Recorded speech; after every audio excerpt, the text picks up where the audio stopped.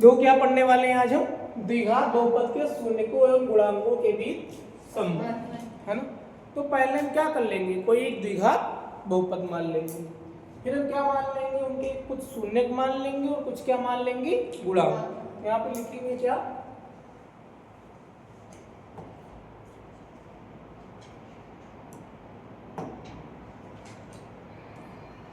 माना ax² plus bx plus c एक क्या है,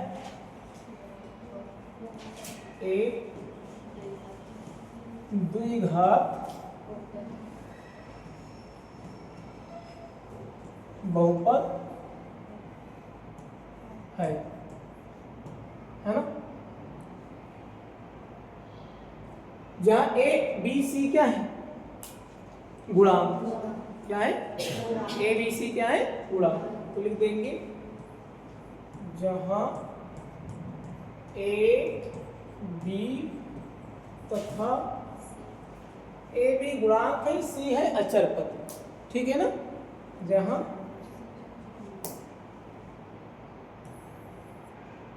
ऐसे लिख दो ax² का क्या है, गुणांक, x² पूरे में लिखा है ना, b इसका गुणांक है x का गुणांक तथा c क्या है, अचर पद, तथा c क्या है, अचर। ठीक, आगे मान लेंगे कि इनके जो शून्यक है वो क्या है, अल्फा और बीटा। शून्यक क्या है इनके, अल्फा और बीटा, तथा इनके शून्यक अल्फा और क्या है, बीटा है। यहां पे हमने दो ही शून्य क्यों लिए, द्विघात बहुपद होगा तो उसके केवल कितने शून्य होंगे, दो। त्रिघात होगा तो तीन, चतुर्घात होगा तो कितने शून्य होते हैं, चार। रैखिक बहुपद के कितने शून्य होते हैं, एक, ठीक है ना। सी अचर पद है तो इसके शून्य अल्फा और क्या है, बीटा है। अब आपको क्या दिखाना है, द्विघात बहुपद के शून्यकों और गुणांकों के बीच क्या संबंध, क्या संबंध होता है। अगर हम यहाँ से निकाल लें क्या, शून्यकों का योग निकालिए, क्या, शून्यकों का योग। तो शून्यकों के योग की अगर हम बात करें,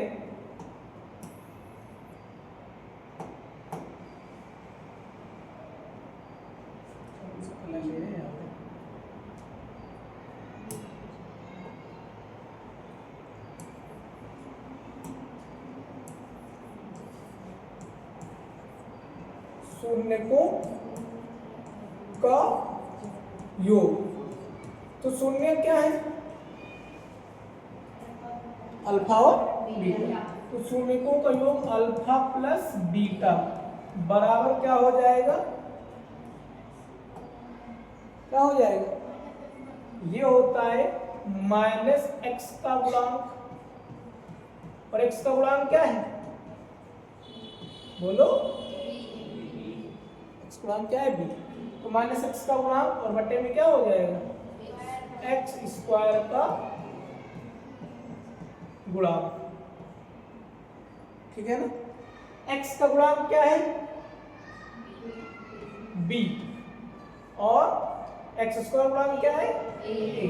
तो यहां से सूत्र बन जाता है क्या, अल्फा प्लस बीटा बराबर -b अपान में क्या,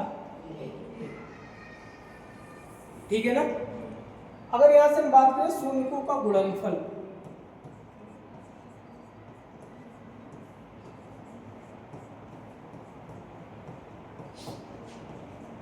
शून्यकों का गुणनफल, शून्य क्या है, अल्फा और बीटा। गुणनफल का मतलब अल्फा इंटू में क्या, ये क्या होता है,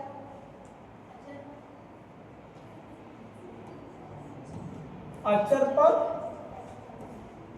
और बट्टे में क्या, एक्स स्क्वायर का गुणा।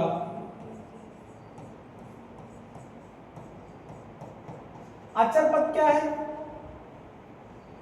सी। अचर पद इसमें क्या है, सी।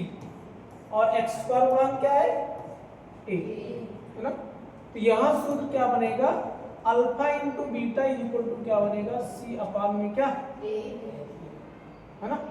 ये तो हो गया आपके क्या सूत्र, ठीक है ना। अब आते हैं क्वेश्चन पे। एक्सरसाइज 2.1 करा दी,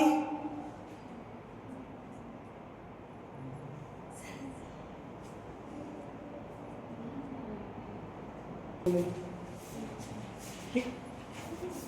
तो देखो एक्सरसाइज 2.2 का पहला क्वेश्चन क्या है, निम्न द्विघात बहुपद के शून्य ज्ञात कीजिए, शून्यकों एवं गुणांकों के बीच के संबंध की सत्यता की आपको क्या करनी है, ज्ञात करनी है। तो पहले तीन के हमको क्या ज्ञात करने हैं, शून्य। शून्य का मतलब क्या होता है कि x की हम कौन सी वैल्यू इसमें रख दें कि इस पूरे का मान क्या हो जाए, जीरो हो जाए, ठीक है ना। जैसे यहाँ पे पहला क्वेश्चन आपको लगाना है,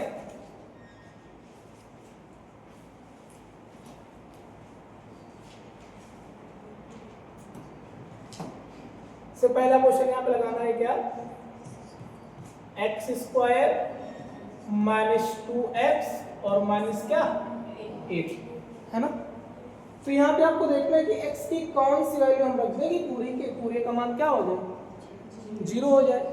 तो इसके लिए पूरे को बराबर रख लो किसके, जीरो के, और x का मान निकाल लो, जो आएगा वही इसके क्या हो जाएगा, शून्य। गुणनखंड करना आता है, गुणनखंड कैसे करते हैं, अचर पद का गुणा एक्स स्क्वायर के गुणांक में करते हैं। अचर पद क्या है, एक्स स्क्वायर, गुणांक कितना है, एक का गुणा 8 में करोगे कितना आ जाएगा, 8। अब कोई दो संख्या ऐसी ढूंढो जिनका मल्टीप्लाई कर कितना है, 8, और यहाँ साइन किसका लगा है, माइनस का, यानी माइनस करें तो कितना है, -2। बताओ दो संख्या ऐसी, 4 और 2।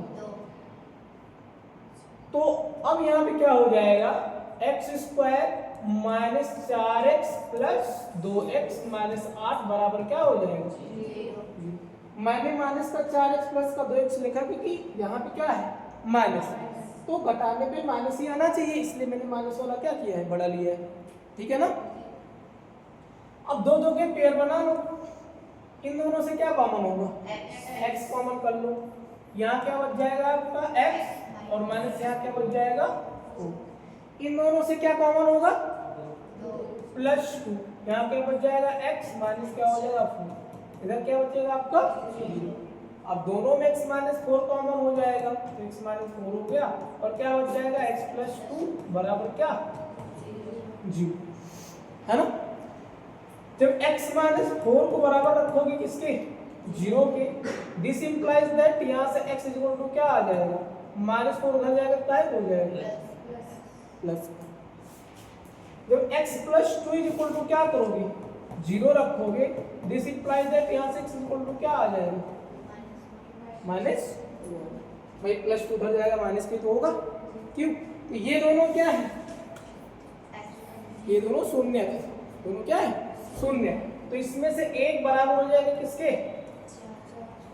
अल्फा के, और एक बराबर हो जाएगा किसके, बीटा, हो जाएगी कि नहीं। अगर यहाँ पे शून्य की बात करें, सॉरी शून्य तो निकाला है, गुणांक की बात करें, तो गुणांक के लिए x² - 2x - 8 की तुलना कर दो किससे, ax² + bx + c से। तो आप लिखेंगे क्या, x² - 2x - 8 बराबर 0 की क्या तुलना, इससे ax² + bx + c से करने पर, है ना। तो करोगे तो यहां से देखो a के प्लेस पे यहाँ x² के गुणे में यहाँ पे क्या है a, और यहाँ पे क्या है x² के गुणे में यहाँ पे क्या है a, तो यहाँ से a की वैल्यू कितनी हो जाएगी 1, यहाँ x के गुणे में b है, यहाँ x के गुणे में क्या है गलत बोल रहे हो, -2 क्या है -2।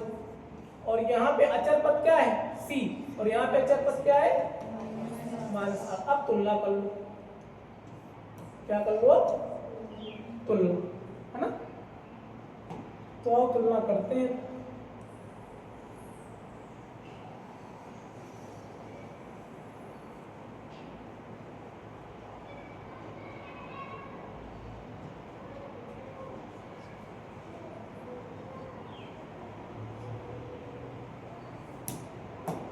है ना, तो शून्यकों था गुणांकों के बीच क्या तुलना, शून्यकों एवं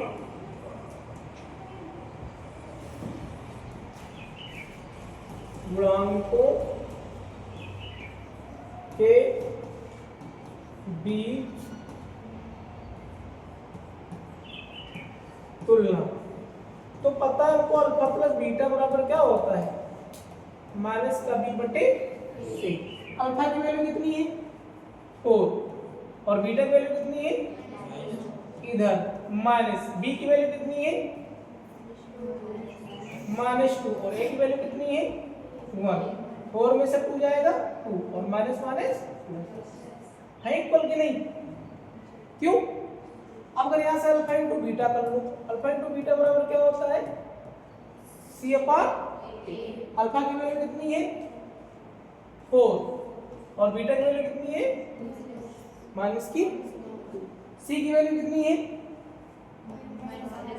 और a की वैल्यू कितनी है 4 पर 2 में करोगे -8, इधर भी क्या है इक्वल, हो गई ना तुलना। नोट कर लो। बाकी ये वाला तो कर ही लोगे, इसमें भी गुणनखंड करना है, इसमें भी गुणनखंड करना है, इसमें गुणनखंड नहीं करना है। इसमें पहले आप क्या करना है x कॉमन ले लेना, x कॉमन ले लोगे, चाहे x कॉमन ले लेना चाहे 4x कॉमन ले लेना, दोनों में 4 भी तो कॉमन है। 4x कॉमन ले लोगे तो यहाँ क्या बचेगा x, यहाँ +1, 4x × x +1, तो x की वैल्यू 0 आ जाएगी, एक क्या आ जाएगी -की